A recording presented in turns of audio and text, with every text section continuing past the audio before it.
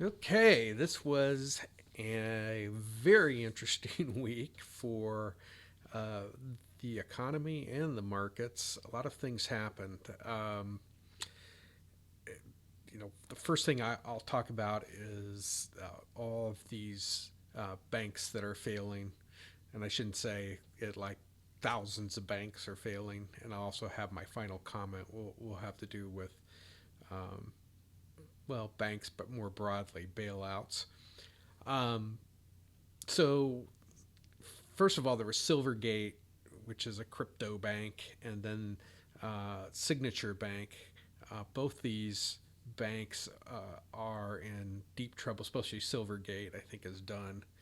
Um, and that kind of set a sour tone for the week, but I'm so used to the crypto whatevers failing or committing fraud or something that, like I said, it's something that I just won't touch at this point unless I'm shorting it.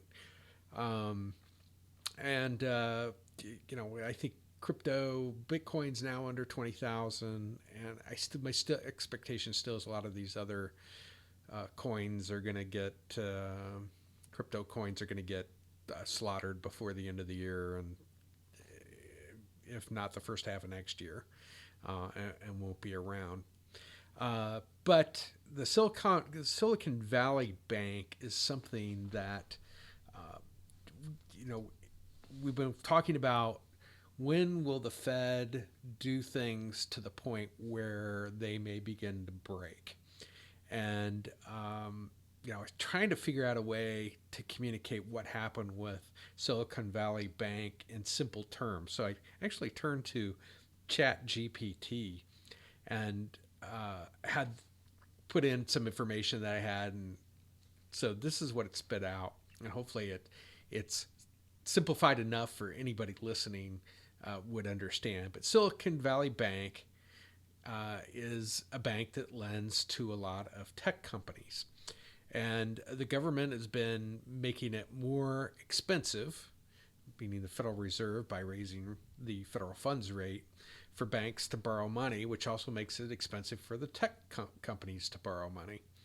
And since it's harder for tech companies to borrow money, they start taking, they being the tech companies, start taking their own money out of the banks and to pay for their business operations because they can't borrow, or the expense of borrowing is too great. And so Silicon Valley Bank had less money to pay to people who put their money into the bank, which then causes shortages, right? And the government's now had to step in, but that is kind of in a nutshell what happened with Silicon Valley Bank. Now, because the rates continue to ratchet higher, and Silicon Valley Bank, I believe I heard they're like the 16th largest commercial bank in the country. And so this is kind of the crack that you're waiting for, from the Federal Reserve. When will something start to show up that things are starting to break? And this may be the first crack of that. Now, just kind of a word of warning for anybody out there is that more than 95% of the people that had money in Silicon Valley Bank had more than $250,000. Why is that significant? Because the FDIC only covers up to $250,000. So really, anything over that, uh, people are going to lose. So, I know a lot of people are trying to take the money out of the bank at the end. This is where you start to get the runs and all of those types of things. So, just a word of warning, if you've got more than $250,000 in a bank, make sure that you put it in different banks. And that way you don't get caught.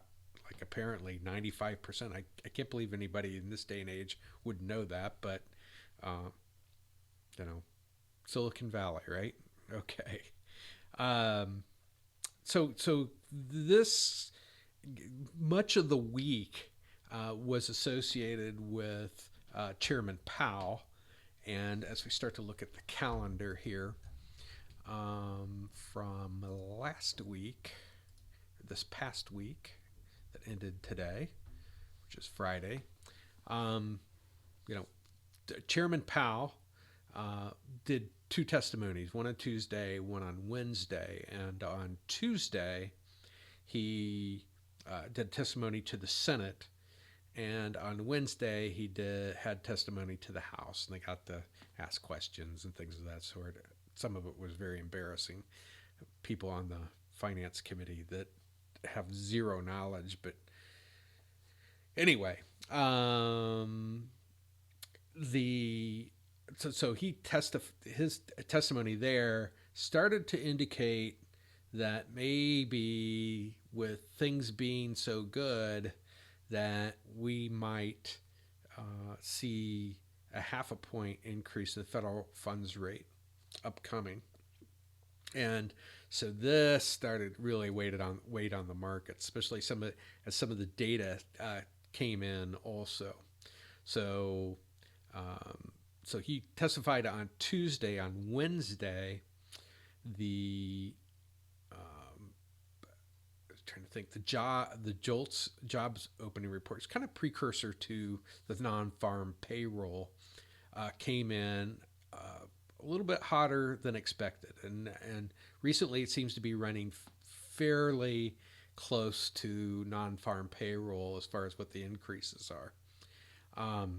So it came in at 10.824 million, and they were expecting 10.5.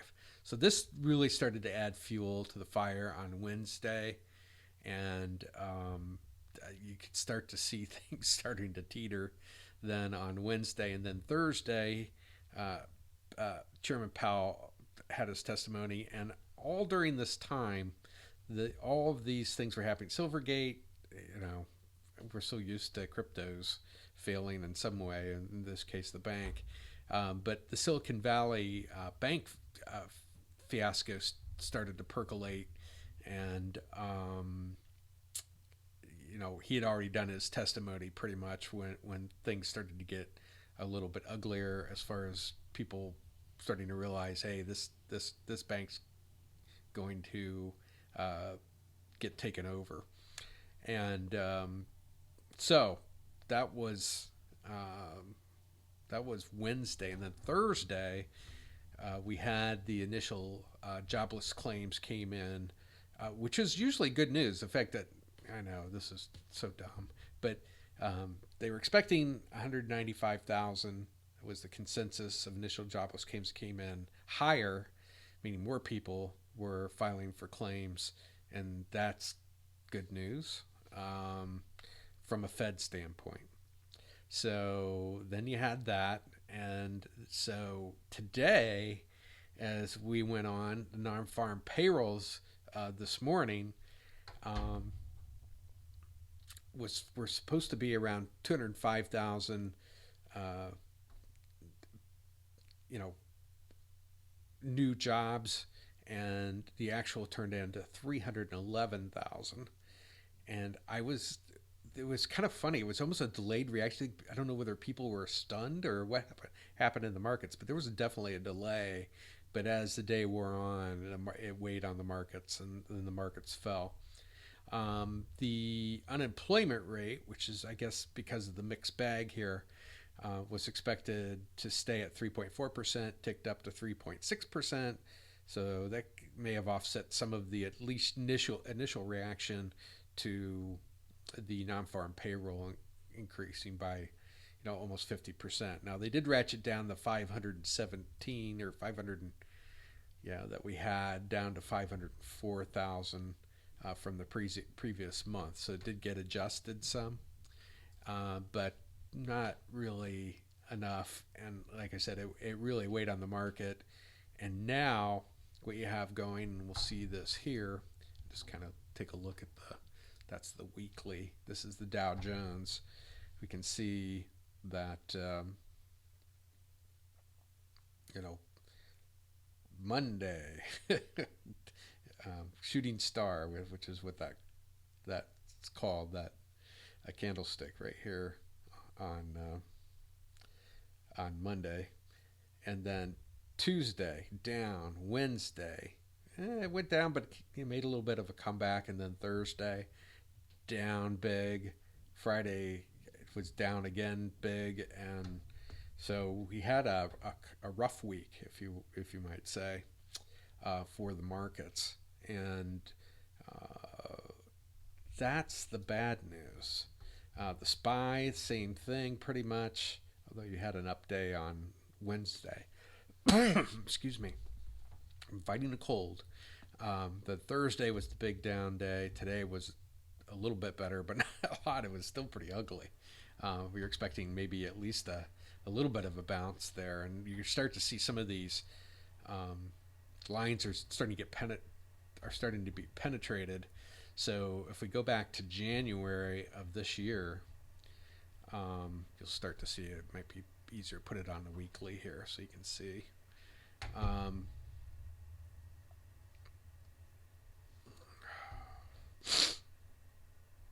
There we go. Now, so back in January, we start up here and tick on the way down. Everybody's line's probably going to be a little bit different. And this time frame here, basically from January to present, got us out of this down trend line, and people are hoping, okay, well, this will turn things around. Well, once we broke through here, starting to get concerned, but now we've broken back into, so is this all a false breakout, and we're just going back into a bear market off of this trend line? Now, it's only 1 week, 1 day, if we get to the daily, below it, but it needs to recover, Monday, basically, to get out of this, or at least certainly by the end of the week, above this downward trend line, and preferably back into this upslope that we've had since last October, which hopefully is the bottom of the market. But we don't know.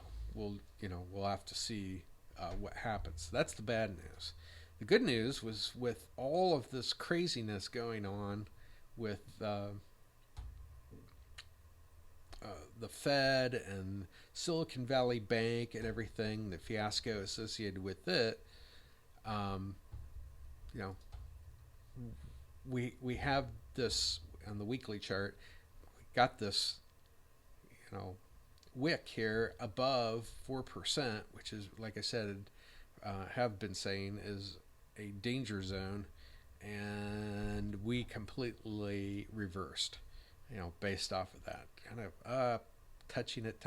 I thought for sure it was going to break through, and then Silicon Valley Bank, and now the talk is, instead of the Fed raising the federal fund rates by half a point, they're talking about 1/4 of a point or nothing. Most people that I kind of rely on for that information are saying we'll probably still get 1/4 of a point, unless something else breaks on Monday, or before the Fed meets again. So that's the good news, because one thing I didn't cover is the mortgage rate ticked up again to 6.79%. So that's not good news. But with the 10-year now starting to come down, that will bring the mortgage rates down also.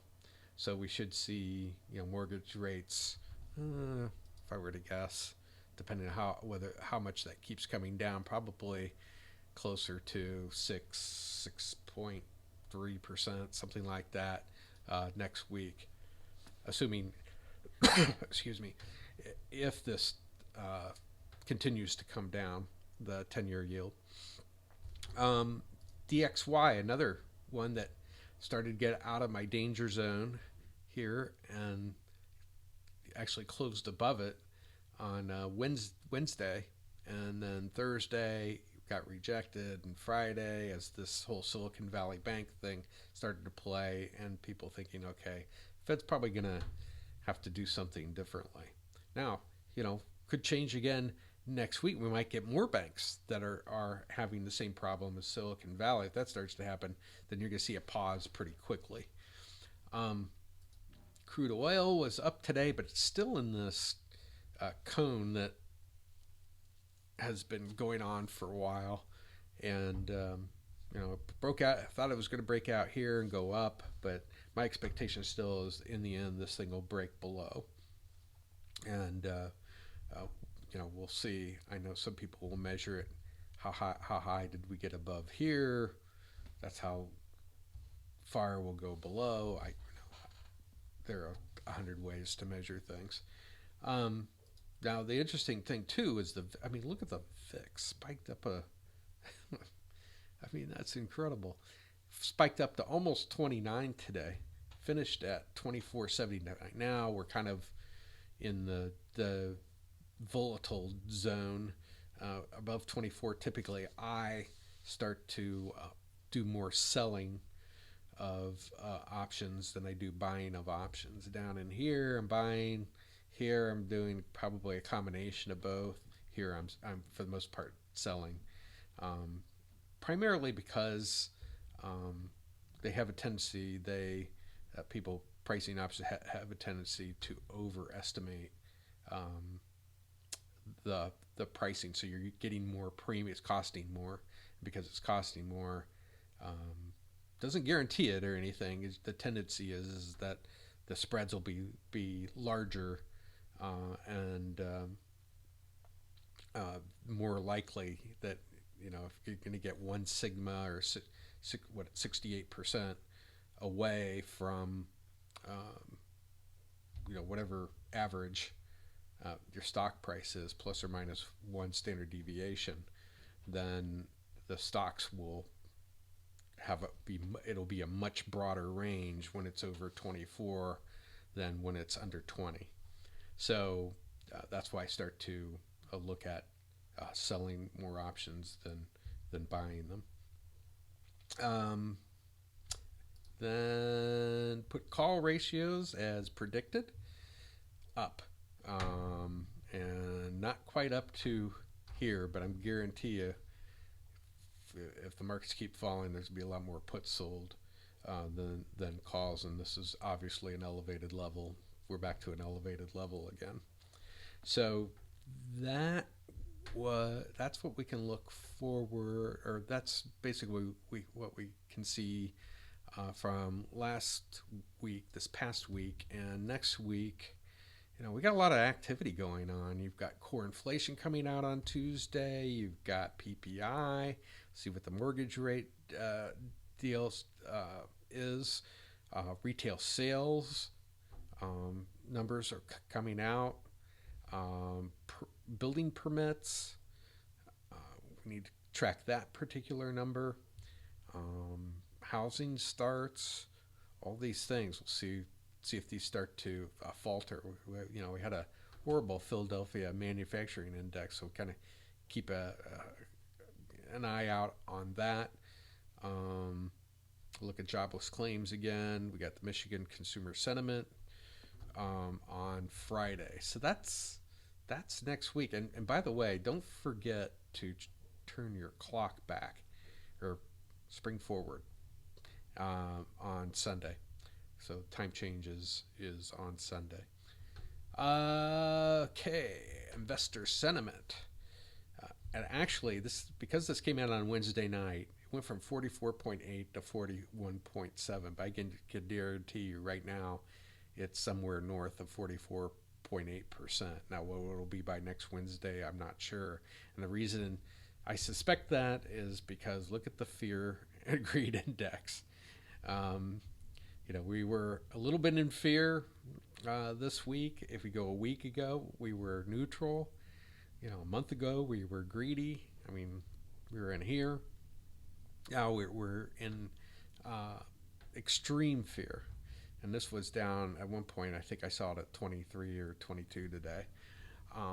So people are kind of getting to where, this is where you actually, at least I look to buy. because when people are that fearful, starting to look at stocks to either sell options or buy stocks that I want to hold. And so that really is the fear and greed index. And so here's the final comment that I have. We're starting to enter this realm again, and we did this back in 2008. With the banks and all the stuff is going on. I feel sorry for the people who had over $250,000 in the bank. Please, if you do, separate it into other banks. I sympathize with them, and but we can't continue to bail either the banks out or the people out. So, from a bailout perspective, we may wind up something as this economy deteriorates, and how quickly the Federal Reserve raised rates. We may find ourselves back in the same situation we did in 2008, and possibly worse. So we can't continue to bail out the banks. We can't continue to bail out the airlines. We can't continue. This isn't, this is not capitalism when you do this. No wonder people get frustrated. The airlines should have been bailed out. The automobile manufacturers, and people go, well, there's all this loss of employment. Well, they're going to go somewhere else, right? I mean, we still got to fly people to places. If they're not managed well, we'll get, this is how things get renewed, and then you get better management, you get better capitalization of companies, and it needs to cycle through. And unfortunately, because we've artificially kept this economy going well since 2008 by the Fed having basically 0% interest rates and quantitative easing. Now with the things tightening, things are the wheels are going to start falling off. We're starting to see some of the cracks here. I've suspected something would at some point, and this is maybe the first crack, the real crack that we see. Crypto's something completely different from my perspective, and Sam Bankman-Fried. I mean, he's there are people running some of these companies that should never have been running companies. But anyway, my message is, be a voice for not bailing out companies and banks and people. Now they'll say, well, so far wrong because of the Fed. I get it, but you kind of know this is coming, and you have to be able to manage to it. Yes, the FDIC will guarantee up to $250,000. At some point, they're not going to be able to anymore. But I think that comes much later. And so we need to start getting back to capitalism. If your company doesn't make it, they haven't adjusted for what's happening, then investors lose their money. And I heard Bill Ackman wanted the Silicon Valley Bank to get bailed out. No, stop.